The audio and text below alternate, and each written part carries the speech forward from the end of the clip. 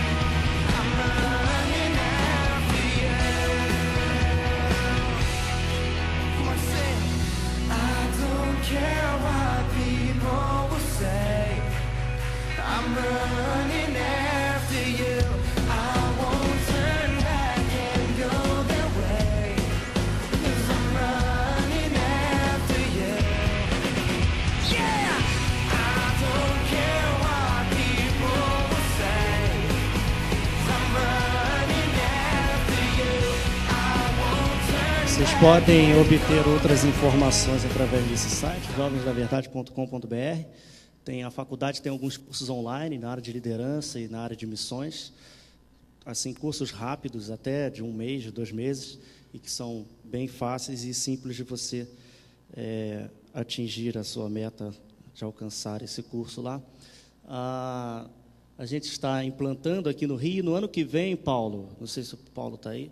Está lá em cima. Ano que vem a gente já vai começar a fazer um evento aqui chamado Nossa Música Brasileira. Não sei se você já ouviu falar, que acontece lá em São Paulo. E a gente já vai começar a fazer aqui no ano que vem, provavelmente em maio, um evento só de música brasileira. Tá? Então, outros acampamentos a gente está trazendo para cá.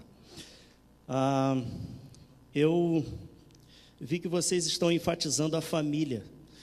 Vi aqui o boletim, vi a exposição ali fora, muito bonita. Quero agradecer o convite, viu, pastor Marcos? Desde já, do pastor Purim, e tem sido bem recebido até o momento. Agradeço ao pastor Purim, tá? A igreja já tem um bom tempo que eu não venho aqui, tem bastante coisa diferente aqui, e já revi algumas pessoas conhecidas. Então, é muito bom estar aqui com vocês, é uma satisfação enorme. Eu vi que vocês estão enfatizando a família e não posso deixar de fazer uma aplicação da mensagem a respeito disso, até porque eu vou falar sobre a igreja como família de Deus e sobre a disposição de sermos instrumentos de Deus na obra dele. E para que nós sejamos dispostos como instrumentos na sua obra, nós precisamos ser uma família bem unida. Assim como você tem a sua família, as famílias precisam andar bem unidas para que a igreja seja uma família bem unida. A gente fala muito na intervenção de Deus, mas e a sua intervenção? Onde está? Onde está a sua disposição? Onde está a sua instrumentalidade? A gente vê que o evangelho no Brasil cresce muito. Muitas igrejas estão sendo fundadas. E nem por isso significa que a coisa está melhorando. A gente vê hoje em dia famílias, filhos que matam os pais, pais que jogam filhos pela janela. A gente vê que nós ainda temos uma estrutura familiar bem problemática em nosso país. E a gente precisa orar pelas famílias, a gente precisa orar pelas igrejas como família, como corpo de Cristo.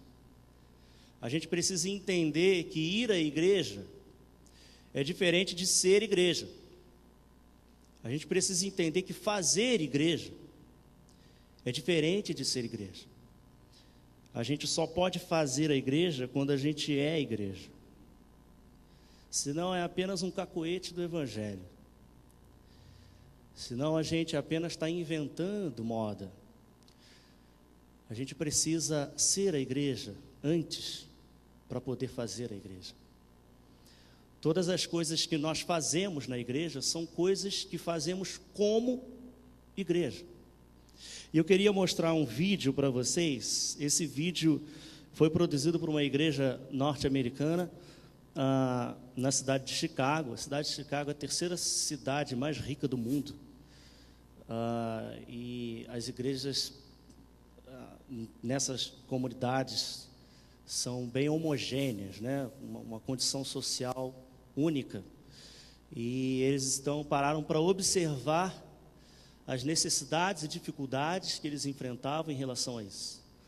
E eles produziram um vídeo sobre uma propaganda de igreja. É uma propaganda sobre um modelo de igreja. Estudaram a realidade da história da igreja e viram que igrejas são fundadas e são apresentadas como um modelo para as pessoas participarem e fazerem parte dessa igreja. Então a gente vai ver essa igreja chamada de domingo de manhã, porque nos Estados Unidos o domingo pela manhã é o culto mais frequentado. Então vocês vão ver, vamos ver esse vídeo, domingo de manhã. You can't stop it. It's coming to a town near you. It used to be called contemporary. Some call it relevant. We're so cool, we call it contemporvent.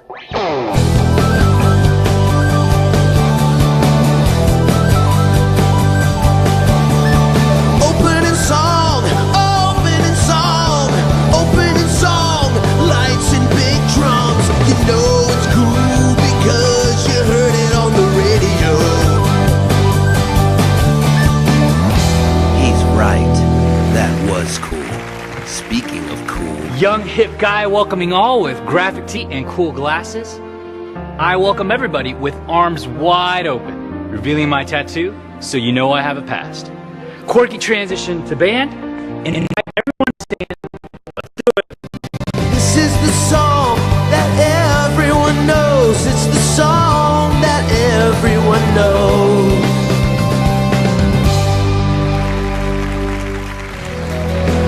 My new song that nobody knows. Nobody knows this song. I want you to learn this song and buy my record in the bookstore after the service. I just want to invite the ushers up as we prepare for our offering. Feel free to give if you feel led. It's between you and God, but we're tracking it.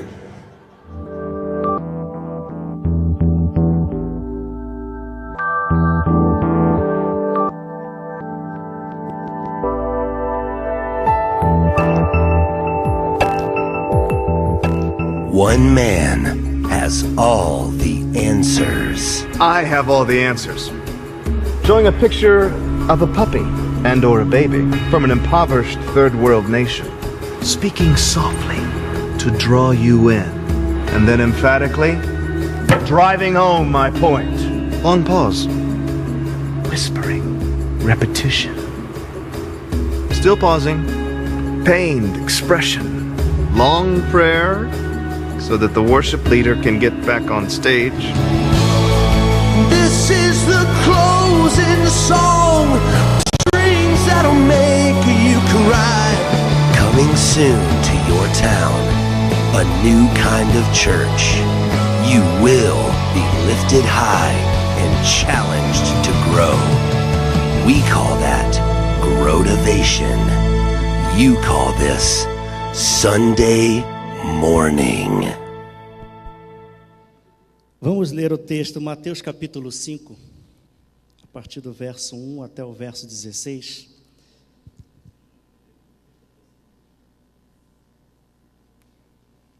Eu vou ler a nova versão internacional, os irmãos vão acompanhar.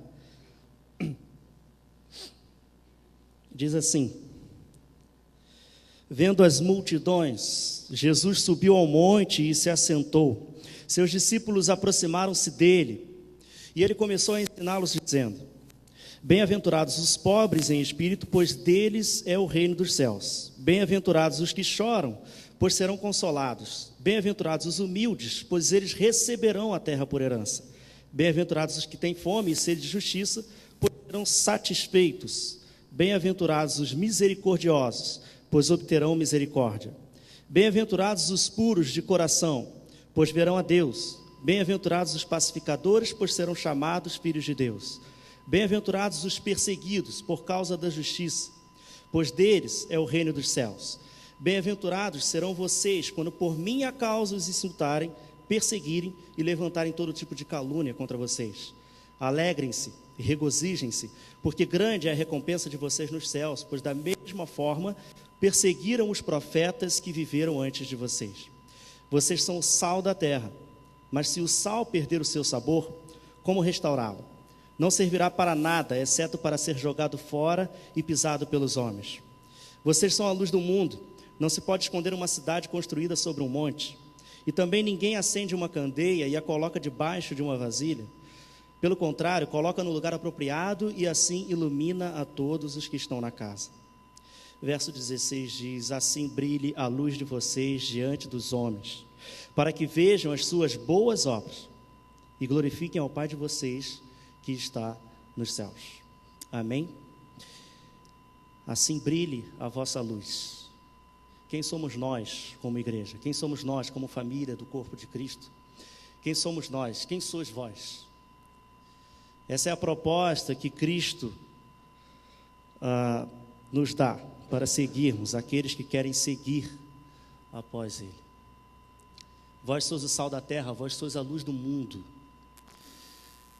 Ele usa elementos simples, elementos fáceis para que possamos entender a sua ordenança. A palavra de Deus diz em 1 Coríntios capítulo 10, versículo 31, portanto, quer comais, quer bebais, ou qualquer outra coisa que façais para a honra e glória de Deus. Ele usa elementos simples, o comer e o beber, coisas que fazemos todos os dias, coisas que são básicas da nossa vida, para que possamos entender que viver para a sua honra e viver para a sua glória é simples. É simples o entendimento. E que devemos ser a igreja para poder fazer a igreja. Que o fazer a igreja não seja a coisa principal, mas que o ser a igreja seja a coisa principal. E ele usa o sal, porque o sal dá sabor. O sal, porque nós devemos ser o sabor da história humana. A luz, porque nós devemos iluminar. A luz, porque é difícil viver sem luz. É difícil caminhar nas trevas. E devemos ter a disposição para sermos instrumentos de Deus, como corpo de Cristo, como família. Ele nos dá uma missão, a missão de levarmos pessoas a glorificarem ao Pai. É isso que o texto diz. Assim brilhe a vossa luz diante dos homens, para que os outros possam ver e possam glorificar. Assim diz o texto. E é muito mais do que levar as pessoas à conversão. Ele fala sobre a sua glória. Nós fomos feitos para glorificar a Deus. O chamado à conversão é uma consequência, porque quem converte é o Espírito Santo de Deus. A conversão é um departamento do Espírito Santo de Deus. A nossa missão é fazer com que as pessoas vejam as boas obras e se convertam a partir da glória de Deus, que eles possam glorificar a Deus, honrarem a Deus e possam se converter a partir do toque do Espírito Santo de Deus. Mas como é que a gente vai levar as pessoas a glorificarem ao Pai, mesmo sem elas se converterem? Sendo o que a gente deve ser, sendo o sal da terra e a luz do mundo. Já dizia Santo Agostinho, pai da igreja, um dos pais da igreja, pregue a palavra. Se necessário for, use palavras. Devemos pregar com a nossa vida, com as nossas atitudes, para que as pessoas, quando verem a sua vida, as suas atitudes, aquilo que você faz, possam entender a diferença a partir daquilo que você é. E não simplesmente daquilo que você fala, daquilo que você faz, mas das suas atitudes, do seu pensar, do seu agir. É assim, sendo o que a gente é natural para o ser cristão ser o sal da terra e a luz do mundo, fazendo as boas obras. As pessoas precisam ver as boas obras, as pessoas precisam ser alvo das boas obras, as pessoas precisam ser tocadas pelas boas obras, elas precisam entender e compreender as boas obras. Isso precisa ser natural. Efésios capítulo 2, versos de 8 a 10, diz assim: pois vocês são salvos pela graça, por meio da fé, e isto não vem de vocês, é dom de Deus, não por obras para que ninguém se glorie, porque somos criação de Deus realizada em Cristo, para fazermos as boas obras, as quais Deus preparou antes para nós as praticarmos. São as boas obras. Mas que boas obras são essas? Quais são essas boas obras? Onde estão essas boas obras? Elas estão ligadas diretamente à natureza do ser cristão. Elas estão ligadas ao ser cristão porque o ser cristão recebe do amor de Deus e compartilha o seu amor com outros. É natural para o ser cristão evangelizar. E qual é a nossa natureza? A nossa natureza é ser o sal da terra e a luz do mundo. Essa é a missão que Cristo nos dá. Ser o sal da terra é nada mais e nada menos do que parar o avanço da maldade. Quando nós somos o sabor da história humana e salgamos a terra, nós estamos parando o avanço da maldade. A maldade para em nós. A maldade não tem procedência a partir da nossa vida, porque nós não cooperamos com a maldade. Nós não somos cúmplices da maldade. E ela para por quê? Ela para por causa do nosso caráter. Ela para por causa da nossa natureza. Ela para porque a mentira não existe em nós, porque nós só dizemos a verdade.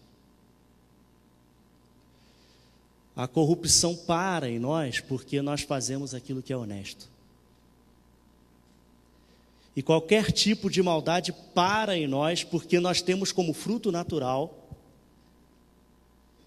os frutos do Espírito. A bondade, por exemplo.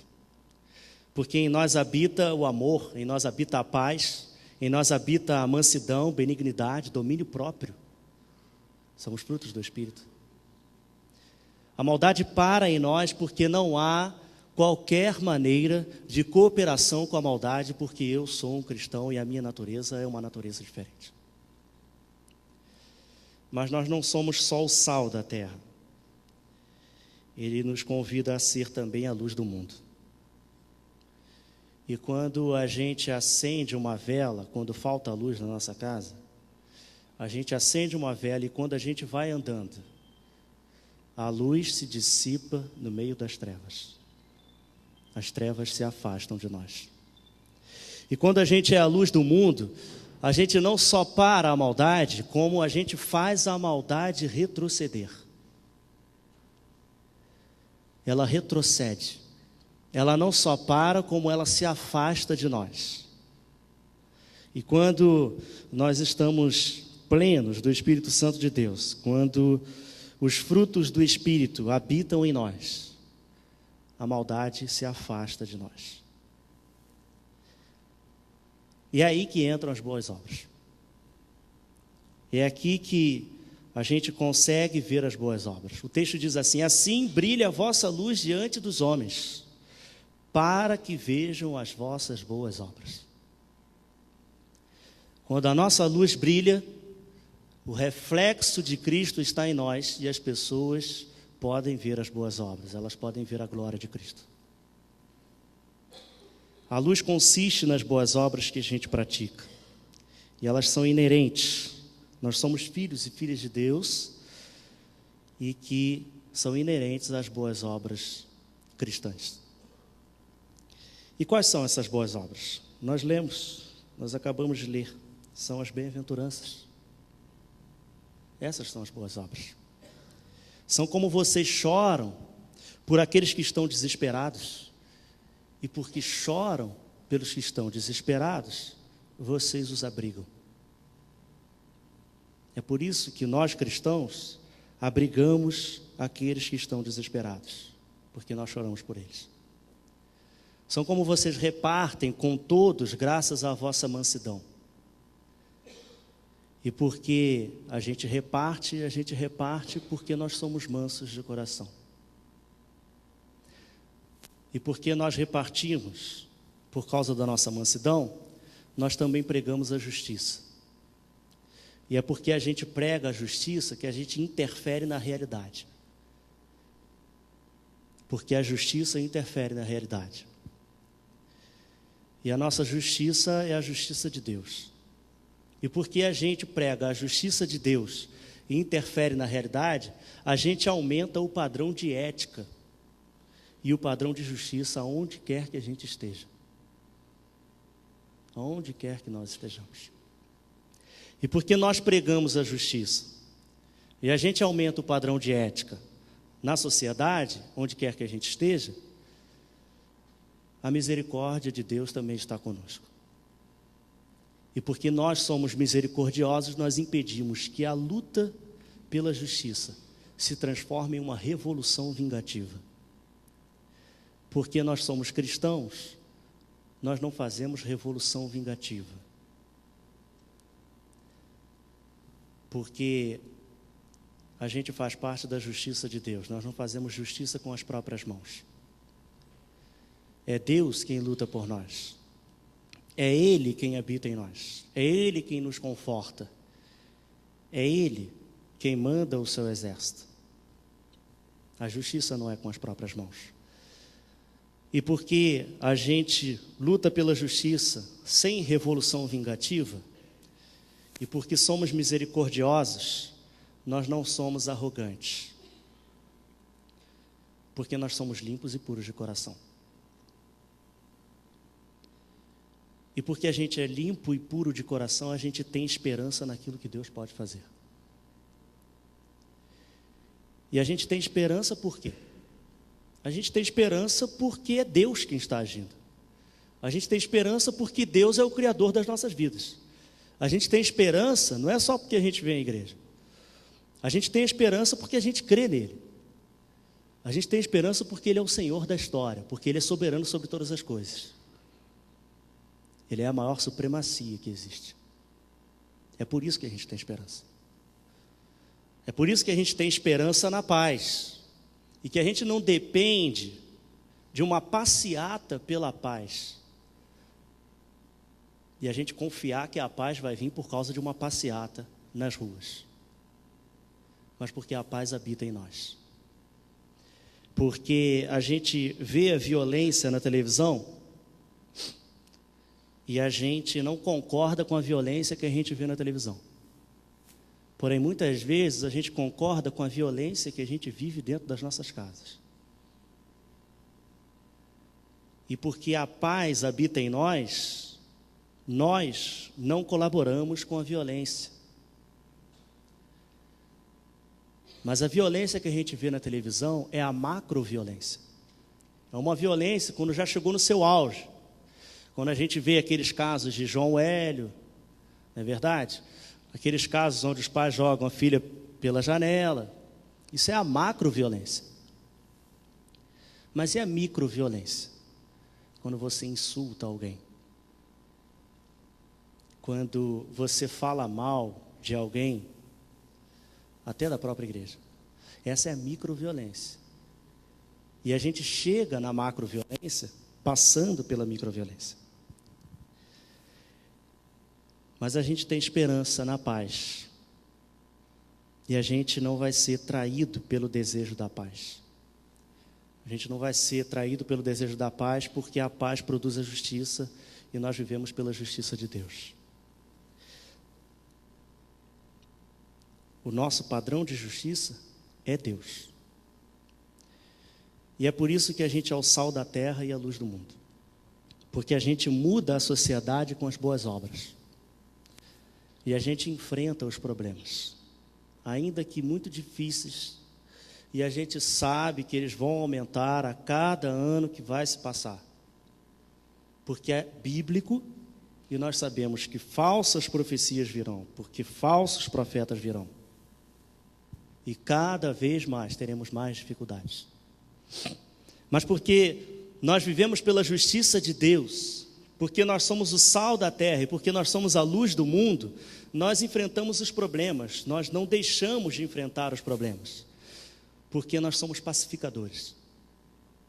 E porque nós somos pacificadores, nós chamamos as pessoas a entenderem os problemas, ainda que difíceis sejam os problemas. É possível fazer as coisas darem certo, de um jeito certo. E a gente precisa crer nisso, porque nós cremos num Deus vivo, porque nós cremos num Deus que age sobre todas as coisas, porque nós cremos no poder do Espírito Santo de Deus, porque nós cremos na oração, porque a oração tem poder e a própria palavra de Deus diz que a oração de um justo pode muito em seus efeitos. E é por isso que a gente é o sal da terra e a luz do mundo. E é por isso que as pessoas, se convertendo ou não, elas precisam glorificar a Deus Pai, porque elas podem ver as boas obras que estão em nós, porque elas são inerentes a nós. Jesus traz o reino, e nós espalhamos o reino. Essa é a nossa missão. A nossa missão é a missão de ser igreja, antes de fazer igreja. A nossa missão é de conter, com os frutos do Espírito, de conter a bondade, de conter os princípios, os mandamentos, as ordenanças do Senhor. Acima de qualquer modelo de igreja, acima de qualquer propaganda de igreja, Ele nos convida a ser o sal da terra e a luz do mundo. E a gente anuncia Jesus Cristo até a sua vinda. Isso não é um programa, isso não é uma ação, isso não é um método. Isso é natural. É natural àquele que se converte, aquele que é tocado pelo Espírito Santo de Deus, aquele que entende a mensagem de compartilhar o amor de Deus, porque você foi tocado pelo amor de Deus. E porque você foi tocado pelo amor de Deus, você entende que outras pessoas podem e devem ser tocadas pelo amor de Deus. E porque você é o sal, você pode mudar o sabor da história da humanidade. E porque você é a luz, você pode brilhar para que as trevas se afastem dessas pessoas. Bom, mas então o que está faltando? Se nós somos cristãos, se o Evangelho cresce no Brasil, só cresce, cada vez mais igrejas, cada vez mais evangélicos, não é à toa que tivemos esse ano, aliás, quase todos os anos nós temos reportagens sobre os evangélicos nas maiores revistas do Brasil. Época, Veja. Não é à toa que nós estamos na mídia. Nós só crescemos. Mas como nós crescemos? E se nós estamos crescendo, o que é que está faltando? O que falta é rendição inteligente. Falta a gente se render de maneira inteligente ao Senhor Jesus. É isso que está faltando. Porque a gente se rende, mas a gente resiste. Porque a gente quer a vontade de Deus, mas a gente não entende a vontade de Deus, em muitos dos casos da nossa vida. Algumas pessoas pensam que a vontade de Deus é que você seja feliz, por exemplo. Mas a vontade de Deus não é que você seja feliz. A vontade de Deus é que você seja um agente de felicidade. É muito mais fácil pensar assim. Porque se cada um pensar somente em si, a gente deixa de viver como família. A gente deixa de viver como corpo. A gente deixa de viver como sociedade. A gente deixa de viver como cidadania. E aí é cada um por si. Então a vontade de Deus não é que você seja feliz. A vontade de Deus é que você seja um agente de felicidade. E que você colabore com outros. Não é à toa que os maiores mandamentos da palavra de Deus é amar a Deus acima de todas as coisas e amar o seu próximo, assim como você se ama. E um mandamento não vive sem o outro. Que a palavra de Deus vai dizer em 1 João, capítulo 4, que aquele que diz que ama a Deus, mas não ama o seu irmão, é um mentiroso.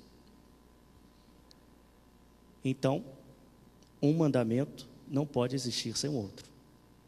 Eu amo a Deus acima de todas as coisas, mas também amo ao meu irmão. E eu preciso amar o meu irmão para eu dizer que eu amo a Deus. Algumas pessoas pensam que a vontade de Deus é que você tenha tudo. Mas a vontade de Deus para a sua vida não é que você tenha tudo. A vontade de Deus é que de tudo que você tem, você possa repartir. Algumas pessoas querem tantas coisas que elas acabam não tendo essas coisas. São as coisas que a possuem. Algumas pessoas vivem escravizadas pelas coisas que elas têm. E de tal forma, essas coisas possuem a própria pessoa. A vontade de Deus é que você reparta tudo que você tem. Porque há tanta gente que não tem nada. E às vezes, a gente se recolhe, a gente se esconde, e a gente diz que não tem nenhum trocado, às vezes, para oferecer a alguém de rua.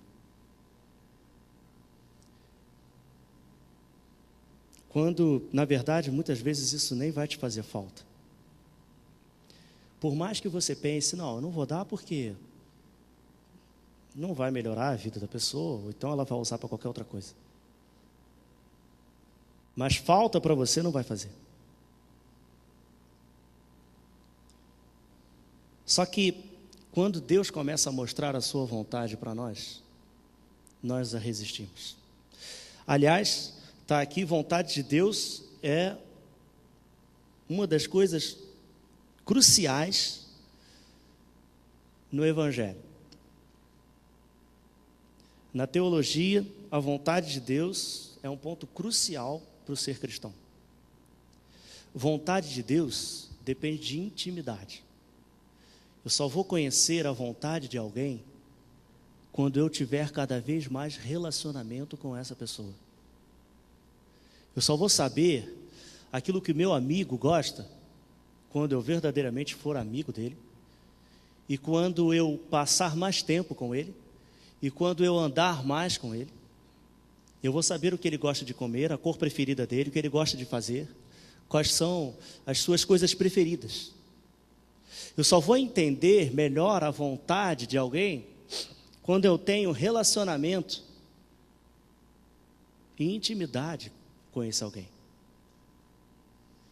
A gente só pode entender a vontade de Deus quando a gente tem intimidade e relacionamento com Ele. Não basta só abrir a Bíblia e esperar que Deus vai te responder na primeira página que você abrir. A gente precisa de disciplina espiritual. A gente precisa ter diálogo com Deus. A gente precisa ter contato com Deus. A gente precisa ter relacionamento com Deus. A gente precisa ter vida com Deus. A gente precisa entender as suas ordenanças. Existem muitas. E nós nos escondemos na hora de praticar as ordenanças. A gente resiste. E porque a gente resiste, a gente não tem rendição inteligente. É aí que a gente precisa aprender a ter uma rendição inteligente. É só quando ele começa a mostrar a sua vontade, que muitas vezes nós resistimos, que a gente precisa buscar maior relacionamento com ele. Abaixe sua cabeça, nós vamos orar. Ele quer que você seja o sal, Ele quer que você seja a luz. E ainda que isso seja tão simples para o nosso entendimento, para a nossa compreensão, isso passa das nossas vidas de forma imperceptível. E a gente vai à igreja achando que a gente já está fazendo a diferença, sem se preocupar em ser a igreja. Ele quer que você seja o sal, para você ser o sabor para quem não tem sabor. Ele quer que você seja a luz, para você iluminar quem está nas trevas. Para que a gente tenha a natureza de Cristo e o reflexo de Cristo possa ser visto em nós. Nós precisamos ser o sal, nós precisamos ser a luz.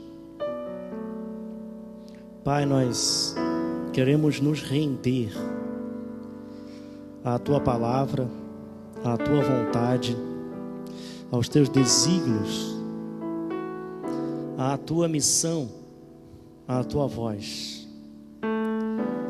Fala aos nossos corações, Pai, e que possamos ser o reflexo de Cristo onde quer que estejamos. para que as boas obras possam ser vistas e possam ser alcançadas pelas pessoas. Que nós possamos realizar as bem-aventuranças e propagar a tua paz, a tua justiça a esta terra, de forma que ela tenha o sabor, de forma que nós ainda tenhamos a esperança de que tudo vai mudar, e vai mudar, porque Tu és o nosso Deus Todo-Poderoso. É isso que nós te pedimos, te agradecemos, rendendo os nossos corações de maneira inteligente, em nome de Jesus, amém.